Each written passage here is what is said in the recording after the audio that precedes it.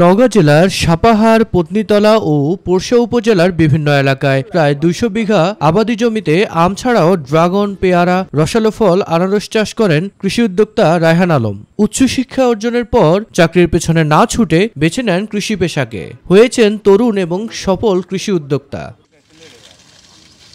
প্রথমে ১.৫ বিঘা জমিতে জলডুপি ও ক্যালেন্ডার জাতের আনারসের চারা পরীক্ষামূলকভাবে চাষ করলেও মাত্র ৬ মাসে উচ্চ ফলন পাওয়ায় আর পিছনে তাকাতে হয়নি তাকে।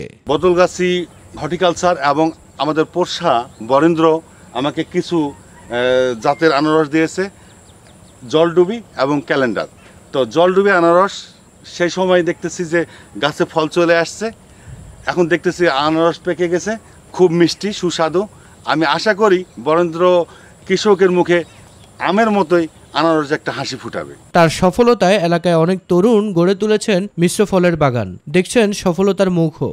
আনারস অনেক লাভজনক নাকি শুনতেছি রায়হান ভাইয়ের মুখ থেকে, এবং আনারস দেখতেছি গাছে ধরছে, এই জন্য আমি খুব আনন্দিত, দেখে খুব খুশি হয়েছি। এখানে আনারস ভাই এখানে পরিচর্যা করি, আনারসের ঘাস নিড়ানো, তারপরে পরিষ্কার রাখে। বরেন্দ্র ভূমিতে বাণিজ্যিকভাবে সব ধরনের ফল চাষ করা সম্ভব হবে বলে জানায় কৃষি সম্প্রসারণ কর্তৃপক্ষ।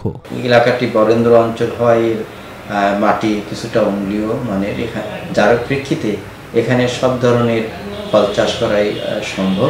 সরকারি পৃষ্ঠপোষকতায় বাণিজ্যিকভাবে ফল চাষ করা সম্ভব হলে দেশের অর্থনীতিতে গুরুত্বপূর্ণ অবদান রাখবে বলে মনে করেন সংশ্লিষ্টরা। মিফতাহ গালিব, মাই টিভি।